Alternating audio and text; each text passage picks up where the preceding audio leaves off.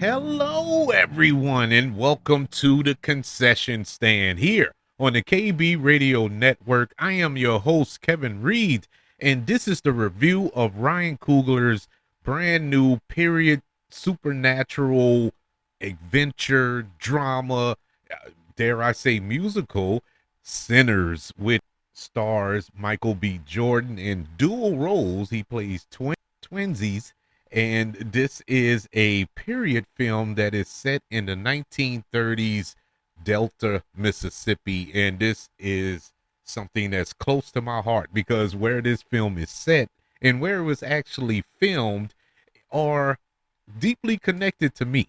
This was filmed down here in Louisiana, and it was set in the Delta of Mississippi, where my parents are from. And to be more exact, the town where this is set in is the town right next to the town that my parents lived when they were youngins up there. And so it's deeply rooted in me. This film, along with Michael B. Jordan in his two roles, he still has enough he still has enough grace to allow other actors to grace the screen, such as Stanfield, Wame Musoka, Jack O'Connor, Omar Miller, and Delroy Lindo. In this film is the introduction, his first film, Miles Canton, in his first appearance on the big screen. I, I, I, I am so taken aback by this film. I am so blown away by the sheer artistry of this film. This movie blew me away. This is arguably the best film I've seen in 2 to 3 years. I probably can go deeper than that, but I didn't want to stretch my brain too far. But this was a tour de force by Ryan Coogler in an age of, movie going where we're just beaten over the head with comic book movies, which I love, by the way, um, as well as sequels and reboots. It's rare that we get something original and it's actually this good. We always cry for original. We're tired of seeing superheroes. We're tired of seeing remakes. We're tired of seeing the same old tropes. Okay, well, Ryan Coogler said, hold my beer. Here you go. And this is just super original, different take on the supernatural films that we know and love, and puts his own personal twist to it. Ryan Coogler is 5 for 5, in my humble opinion. He has knocked every film that he has made out of the park. I love every film that he has made, even Black Panther: Wakanda Forever, and that's probably his weakest. But it was still good, and because when you think about the obstacles and the hurdles he had to jump over to get that film made, it is nothing short of a miracle. And he pulled it off. It wasn't the greatest. It definitely wasn't the first Black Panther, but it was still decent. Fruitville Station, Creed, Black Panther. He is one of these filmmakers who I would put up there in the upper echelons of Spielberg and Zemeckis and Nolan and all of them, because I love all of their films. And so far, I've loved all of Ryan Coogler films. And this one is probably my favorite. And, it's crazy because I just recently watched the first Black Panther. And it dawned on me on that rewatch that is my favorite comic book adaptation. That is my favorite comic book movie. It's so personal to me, and I love it so much. And it hit every emotion that I wanted.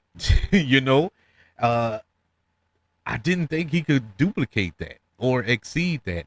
I'm not prepared to say he exceeded Black Panther in that achievement, but it's close. Sinners is close.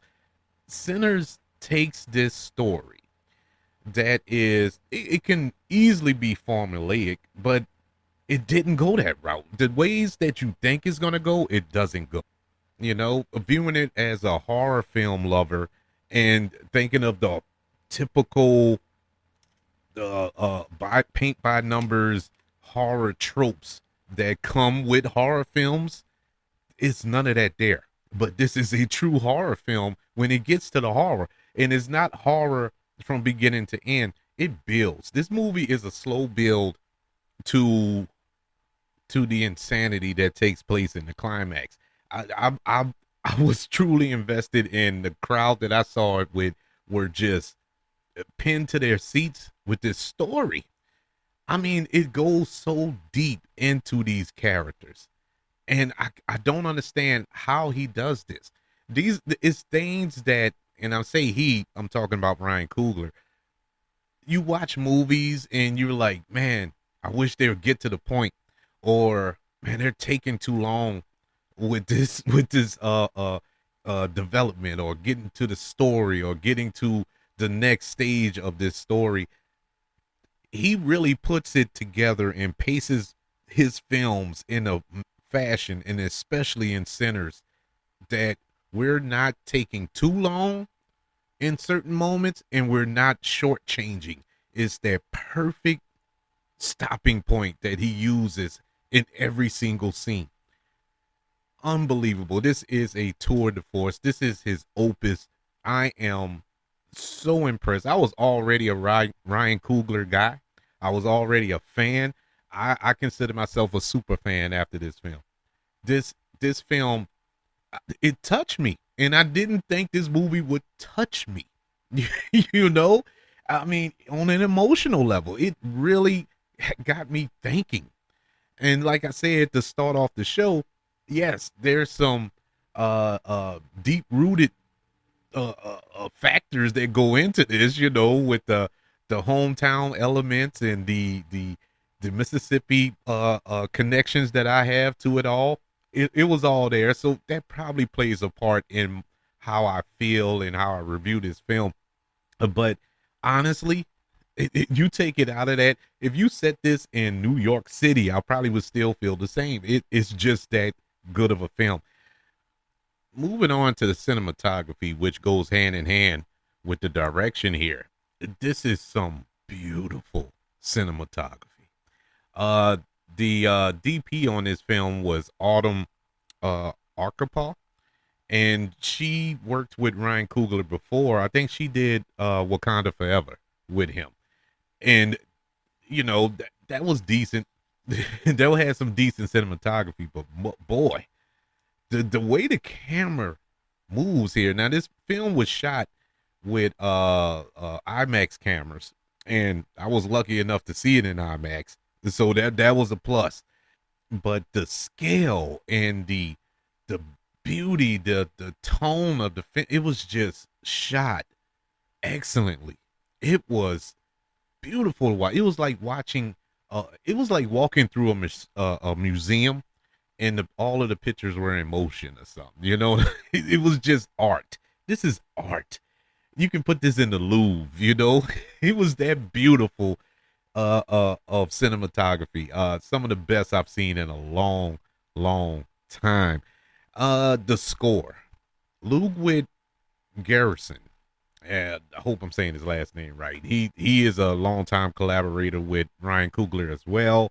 Also does a lot of work with Christopher Nolan recently, but the music is a character within itself in this film. It's almost the main character of this film, and the music that plays throughout will just hook you and actually tell a story of his own. You know, and that's what scores are supposed to do. Scores are supposed to assist in the storytelling, and it does here. This the music is a main character in this film, and it plays a major role. And if the music didn't work, the film wouldn't have worked. So it it definitely hit all, no pun intended, hit all the right notes in that area. Moving over to our cast, what a cast!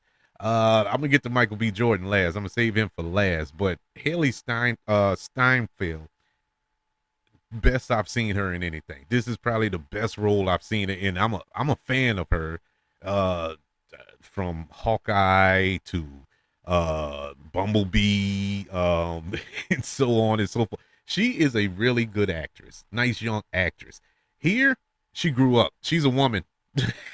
She's a woman now, and she nailed this role. Nailed it. I mean, walked up to the plate and knocked it clean out of the park.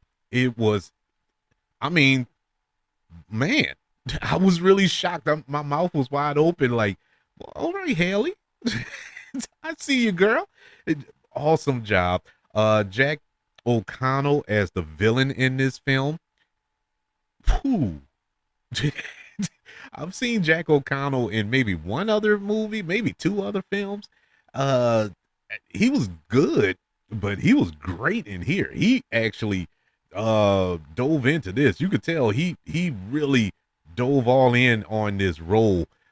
Chewed up every bit of scenery that was in. Once again, no pun intended, and almost stole the movie. He stole every scene that he was in for certain. He was owning this character. It was also good to see Delroy Lindo in this film. Delroy Lindo is a actor who I've admired for many years. Good to see him get a little shine in this film, and he is the comic relief, if you will, of this movie. And you wouldn't expect it from Delroy Lindo. He's like the most seasoned actor of the cast, and he was the silly one in but not dumb silly. You know what I'm saying? He's not silly intentionally. He was just, that was just him. You know, he's just a silly guy with some of the comments that he'll make, or a line or two that's thrown in there to kind of break the levity. And I, I mean, it's Delroy Lindo. Of course, he does an excellent job. Newcomer Miles Canton, who has never acted before. This is his first role. I believe he's an actual singer. He's an actual blues singer. If my research is right, but he did an excellent job. I was like, man, have I seen him in something before? Was he in something before? Because he was that good. He was like a good seasoned actor, going toe to toe, sharing scenes with Michael B. Jordan and uh Delroy Lindo and the rest of the cast, and I'm like, okay, I see you. But this was his first role. Awesome job by him. And that leads us to our star, or should I say stars, of this film, Michael B. Jordan. Absolutely best Michael B. Jordan I have ever seen. And I'm not speaking in hyperbole. This is my honest opinion. I've thought about this ever since I walked out the theater. Best Michael B. Jordan, hands down. I'm sorry. And him as Killmonger in Black Panther was number one. This overtakes that. Maybe there's a slight advantage because he's playing two roles there. So that could be the deciding factor. But what makes his performance so excellent here, both characters, both of those twin brothers that he's playing, have different personalities. You know that is Michael B. Jordan, but at the same time, they're two different people. They felt like two different people. At one point in the movie, I'm sitting there and I'm like, do Michael B. Jordan actually have a twin? Do we have Michael A. Jordan playing the other one? I mean, because they were so different from one another, and he played them so differently. My knock with Michael B. Jordan, who I enjoy in movies, but I never consider him, a movie star, is that he plays the same role. I always see the same character in every movie, and it drives me nuts when actors are like that. And they're, no matter what the movie is, they're the same. But he really did different here for both characters, and I've never seen either one of these portrayals in a movie before from him. So he really dove into this and did an amazing, I mean, a super amazing job at acting here. I'm so impressed with his performance.